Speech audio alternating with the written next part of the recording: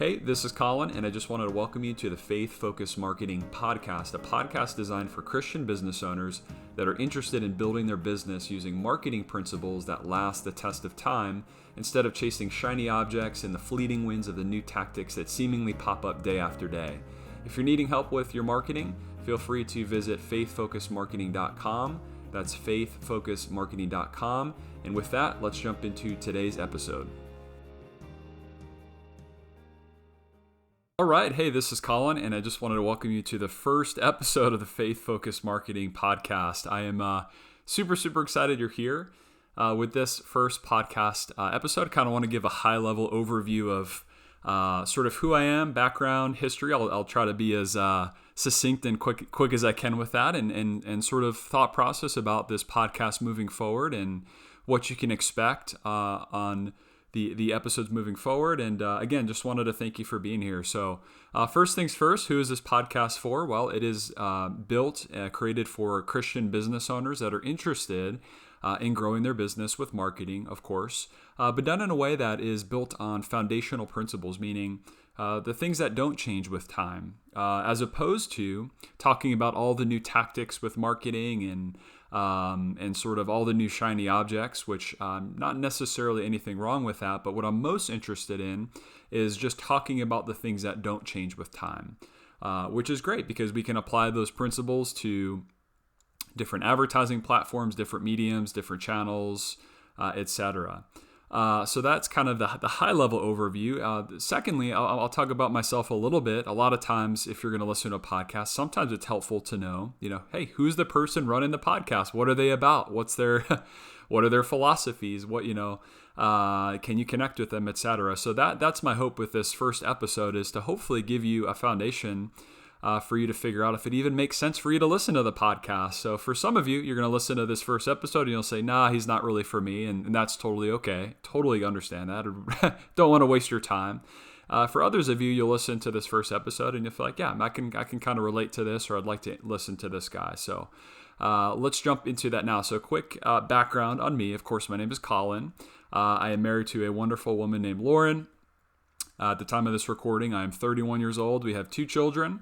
We have a little boy that's just over 2 years old and a baby girl who is just about to turn 3 months, again, at the time of this recording. Now, prior to that, I grew up in New York.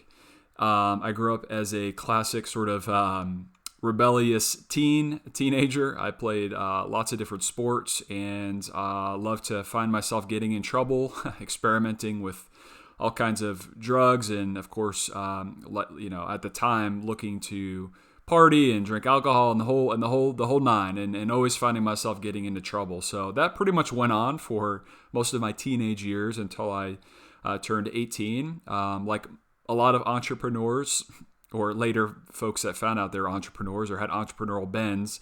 In high school, I was not a great student, definitely on the probably ADHD sort of realm side of things. Hard time sitting in a chair for hours on end. Again, loved playing sports and all of those things, but had a really tough time just sitting in class and paying attention for long enough to really understand kind of what was going on in each of those different subjects and classes. And so for a lot of folks out there, you can kind of relate to that type of thing. Now, once I graduated, I kind of had a choice. I was relatively okay at playing football. My grades were not great, and my only option was to play, Division III football, something like that, or to join the Marines. And so that was kind of up in the air of some of the things I wanted to do. Now, my parents encouraged me to try the college route, which a lot of folks go down. They get a degree route. Nothing wrong with that. So I did go to community college. I went to a community college probably an hour away from home. I moved into a house full of guys that were wrestlers. So they wrestled at that local community college. So it was me and about 4 or 5 other guys in a house about an hour away from home, finally on my own, right? About 6 months goes by, and I continue on the path of drugs and alcohol and the whole party scene, and now I'm by myself, so I can do that a whole lot more without having to worry about the parents getting upset at you, right? But 6 months later, like most people, you kind of, for me at least, I hit the stage of what you would call rock bottom. I've tried everything, experimented with all kinds of stuff, the whole long list of again drugs and of course alcohol, and I got to a point where I was just sort of fed up with where I was at. I was the folks I was running with, and just was not finding any satisfaction with that life, and so interestingly, before I left home, I think it was my mom. She put a Bible in my suitcase, and that Bible, once I unpacked, went to the bottom of my dresser under the sort of thought process of, I'm never going to read this Bible, but you can't throw a Bible out, right? And so it sat there for about 6 months until that time frame came around where I realized, hey, I need to change my life. Doing tons of drugs and alcohol, getting into fights, getting into all kinds of problems is not really a conducive way to live life. It's really the only outcome of that is not very good. And I also had a pretty serious run-in with an ex-drug dealer that turned into somebody pulling up to our house at the time with a loaded handgun. So you can kind of see the route that sometimes sin will take you, and it could sometimes get you to a point where it may end up costing you your life. And so long story short, I quickly realized I need to turn things around. And so I opened up that Bible, had absolutely no idea what I was doing. In fact, the only thing I thought is, the Bible has the 10 commandments and probably lots of other commandments, and I'm breaking them all, and it's just going to tell me how bad I am, and I already know that. And so it turns out when I read it, I started getting into some of the letters, like Paul's letters, where he's explaining how he called himself the chief amongst all sinners. That's kind of, I think, a paraphrase, not perfectly what he says, but along those lines where he talks about the concept of grace and why Christ came, and of course reading the Gospels. And really, I started to fall in love with the Bible because it was everything I needed. Of course, it's everything we all need, right? It is good news, right? It is good news for sinners, for those that realize they are not adequate, that there is a God, that He is perfect, and that we are not, and that we need saving. It is the good news. And it was such a blessing, that season of life of diving into Scripture, and really seeking the Lord and allowing Him to completely change my life, even to the point where I started to try and, I was bringing up what I was reading to my roommates at the time, which they probably thought I was nuts. I started carrying the Bible around. It was just kind of a really interesting time of life. And fast forward even some of those roommates years later, the rumor went around that I had become a priest. That was sort of in their mind what had happened, which, hey, I'll take it. As long as they're thinking along the lines of Jesus and Christianity and the Bible, that is totally cool with me. In fact, one of those friends, I was able to actually kind of circle back with him and kind of share what had happened in my life, which is cool, and actually gave him that Bible that I used to carry around. So it's kind of a cool full circle moment. Now, shortly after, I was still in New York going to that community college. I decided that I was kind of ready to leave the state of New York. I was looking to get around, community as best I could. I basically wanted to go where other people that were my age were reading the Bible. And so it was a little bit hard to find in New York State. I did bounce to another college at that time, but then before long I found myself in West Texas, technically in the panhandle of Texas, and went to a really, really wonderful college there where I met my wife, Lauren, who actually turns out to be from New York. Not only that, she grew up about 15 minutes away from where I actually grew up, and we had some mutual friends in common, our family friends in common, which is really interesting. We had to move across the country to a random school there in the panhandle of Texas to meet each other. We were the only people from New York. The odds that she would have been a young believer in Christ and that I would be a believer in Christ, kind of coming from where we grew up, was not likely. And so when I heard there was somebody from New York that had just shown up to that school that we both went to at the same semester in the same dorm, it was definitely a total trip. And anyway, long story short, again, we met each other, went to that university for a few years. My wife graduated. She was a great student. She got her nursing degree. Like most people, or like lots of entrepreneurs, decided to wait until the last semester before graduating to drop out. To my parents' chagrin, although they were very gracious and kind of understood that I was sort of had a bend toward entrepreneurship. So they definitely came around and were very gracious with me while I was trying to figure out what to do with my life. So I dropped out of school and had to figure out what to do with my life. And so I had, at the time, I was coaching CrossFit classes at a local gym and had a client that I was training at that time who was in real estate, a very successful guy, and did some real estate investing, and he was a real estate agent and also sort of managed a brokerage at the time, and took me out to lunch and gave me a book. I think it was called The Go-Giver, and just encouraged me, hey, maybe check out real estate, because I explained to him I was interested in entrepreneurship. He was also a Christian. And so I decided to get my real estate license and went down that path. Quickly realized that I was not super interested in showing houses and trying to be an agent. Also moderately introverted, which is interesting, doing a podcast and conversating with folks, but it is what it is. But I definitely felt that being an agent was not really suited for my personality, but I did learn a little bit about real estate investing, which turned into getting into what they call wholesaling real estate, which, long story short, I did that for a little while and then felt a little bit of unease in that business model. It didn't feel totally 100% ethical. Now, I'm sure there's folks that could do it ethically, but again, this is as a younger man trying to figure out what to do and learning about different business models and trying them out, and getting into wholesaling taught me how to leverage marketing. In this case, it was offline marketing using direct mail postcards to find properties that were owned by landlords that were getting kind of sick and tired of owning their property. Maybe they had, problem tenants, or the house needed repair and they were looking to sell it for cash. And so I went through a little educational course that kind of taught you how to, find these lists of folks that own properties, and how to put together postcard and mailing campaigns to get people to call you to learn about what you could offer for their property. So we went that route. Lauren and I were newly married at the time, and so didn't have a ton of money. She saved up some money through her years of high school, actually doing photography. So she had a little bit of a entrepreneurial background herself, and we used what little money we had at the time to pay for a mailing campaign. And it took a little while, but sure enough, we found a landlord at the time that had a property in Texas that the tenants were moving out. The property needed some repairs. He was looking to retire and just wanted to be done with it, and gave me a price that he didn't really want to negotiate on, but he said, if you can pay me this much money for the house, I'll give it to you. And so I had to quickly source some private money, aka Lauren's parents.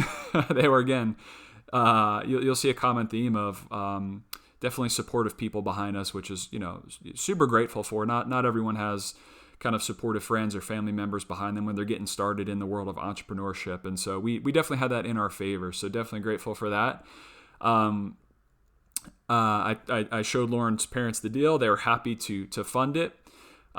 We purchased the property. I convinced Lauren, my beautiful new wife at the time, to come with me to the property to pull out all the gnarly, dirty carpets of the house that had been there for many, many years. And for that property itself, the previous owner gave it to us at a really great price. So all we really had to do was go in there, pull a bunch of the carpeting out, and I actually worked with, when I was a real estate agent at the time, a really, really wonderful group that I was able to train with, and they kind of helped me get started as a real estate agent. So I actually took the property to them. They listed the property for us on the MLS, the listing service for real estate agents. That's where they list their properties as a listing where people could see it. Again, we just kind of took the carpeting out and just cleaned the countertops a little bit. Didn't do much to the property, listed it, and sure enough, in a couple of weeks, the property sold, and Lauren and I made our first profit in the world of real estate. I think I was maybe 22 at the time, and she would have been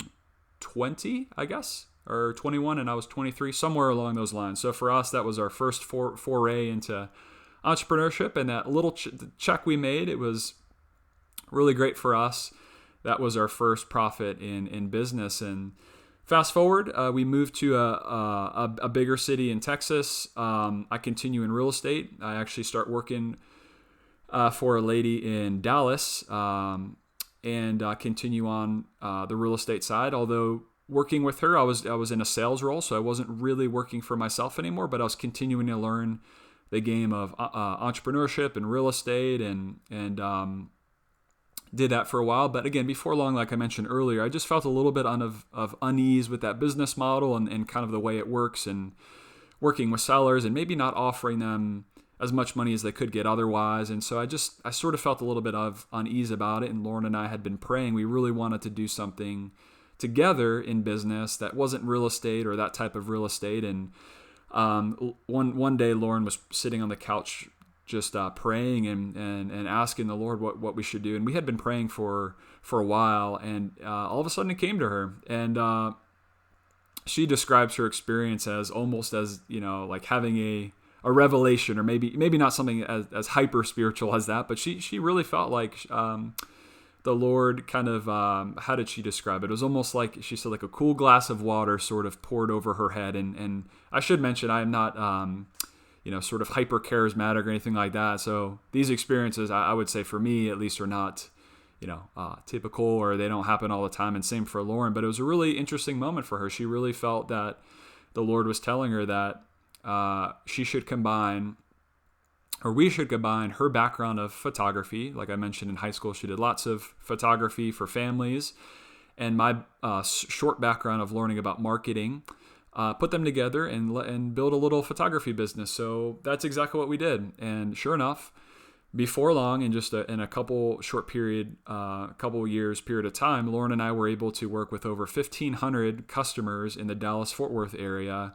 in about a 2.5 year period of time. And we were able to find those customers through online digital advertising. And through that period, read tons and tons of books on marketing, went through lots and lots of different educational courses and communities.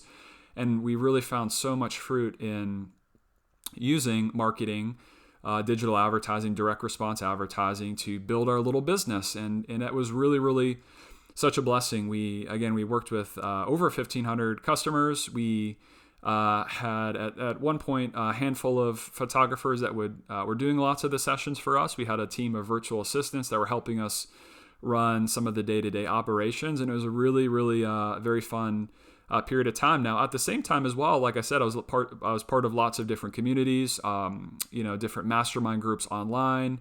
Had lots of different business-related friendships, and so at the same time, while we were running the photography business, I was also doing some marketing services for some friends and family members and clients, sometimes on a retainer basis, sometimes on a partnership basis, just continuing to apply those marketing principles across lots and lots of different business industries and verticals and offers, whether it was helping folks, fill rooms, like if they were doing live events, helping folks get a bunch of ticket sales for that, or lead generation service for local businesses, et cetera. So throughout the past 7 or 8 years, it's been really a fun journey of,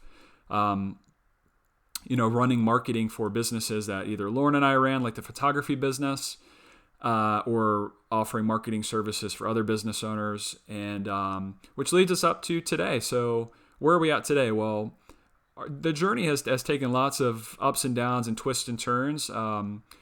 Interestingly enough, a couple years ago, and this might be a resonance piece for some people, I developed what they call long COVID, and more specifically MECFS from long COVID.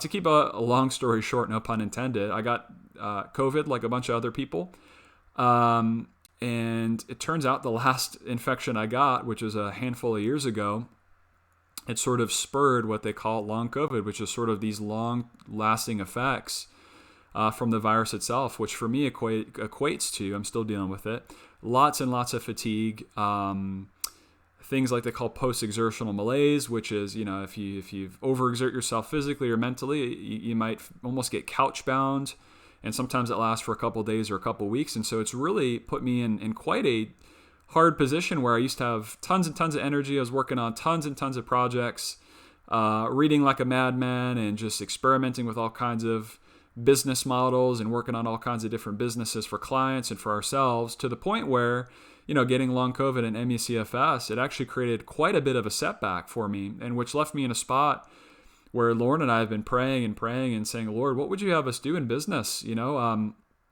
Especially with, you feeling like you're operating at 100% to now operating, feeling like you're at 30 to 40% of where you used to be. It's sort of an eye-opener, and it really makes you a little bit dependent on the Lord, or I shouldn't say a little bit, a lot dependent, right? So for some of you that have some sort of chronic illness while trying to manage a family, while trying to manage a business, you might know just how difficult that season of life can be.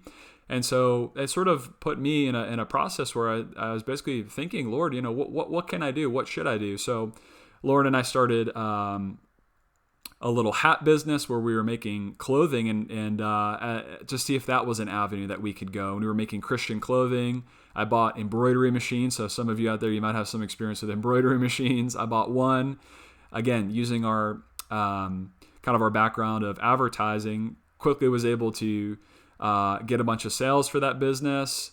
I ended up being, of course, the guy making the hat. So we had our little, we called it our little sweatshop here in our second bedroom of our home. But before long, quickly realized, hey, I don't have enough capacity to sit here making hats all day. So back to the drawing board we go. And one of the things we kept going back to was, we absolutely love business. We love working with folks that are, faith-based and using their business for the greater good, for-profit businesses, or even nonprofit businesses. Throughout the years, I've also been able to leverage paid advertising to get the gospel to different regions of the world. I did some of that with a nonprofit organization for a short period of time, and then I'm currently doing that now as well on my own, which has been absolutely just a blessing to leverage paid advertising to bring the gospel to people. And so that's the one thing Lauren and I spoke about was, love business owners. We love business. We love folks that are faith-based business owners, and obviously love marketing. And so kind of came to the conclusion of, in this season of life, and maybe for the rest of our lives, the rest of my life, it would be an honor to serve other Christian business owners, specifically in the aspect of marketing, whether it's on a consulting basis or done for you basis or done with them basis, being in the game of advertising and leveraging some of the background and experience I have to help other Christian business owners in their business, even if it means, I can't operate a complete business by myself with tons and tons of team members, just because if the brain function is not where it used to be, it is what it is. But at least bringing the quote unquote 5 loaves and 2 fish to the table with using basically what you got to serve people to the best of your ability. And so that's what we've come up with. Let's build a business, faith-focused marketing, to help Christian business owners in their business, right? Whether they have tons of team members and they're just needing help in the specific aspect of marketing, and we can deliver that to them. Specifically, I can deliver that to them. Lauren's a great helper and encourager, and of course she helps our kiddos. And so I thought this is the business that I would love to build and help others with that. So that's kind of the full sort of picture for the most part of where we're at, and specifically where the podcast fits into the mix is, again, leveraging the time that I have, the current capabilities I have, given the health conditions I'm dealing with. And so faith-focused marketing is kind of the service for folks that decide they would like to entertain my help on the marketing side, on whether it's a consulting basis or on a done with them or done for you basis. And then the podcast is just the educational piece for people that, hey, they just want to learn a little bit about marketing principles from a faith-focused Christian perspective, and maybe don't necessarily need the help or want the help on a one-on-one basis, but they just want to listen to a podcast that can encourage them, can talk about some of the things I'm learning, some of the things I'm implementing, the stuff that is working, that's not working, to talk about some of these books that go over these timeless principles about marketing, etc. So that's kind of the full focus, again, of who I am, background, again, what the focus of the podcast is about. And so I'll kind of wrap it up here. I don't want to spend too much time, but I just wanted to thank you for spending time on this first podcast episode of the Faith Focused Marketing Podcast, again, to learn a little bit about me. And I look forward to chatting with you on the next coming episodes, where we'll get a little more tactical. We'll start talking about these principles, and then over time as well, I'll give you some specific examples of what I'm working on. Again, what's worked, what hasn't worked, and just try to give you as much possible value, no fluff, as I can. And again, look forward to seeing you on the next episode. Talk to you later.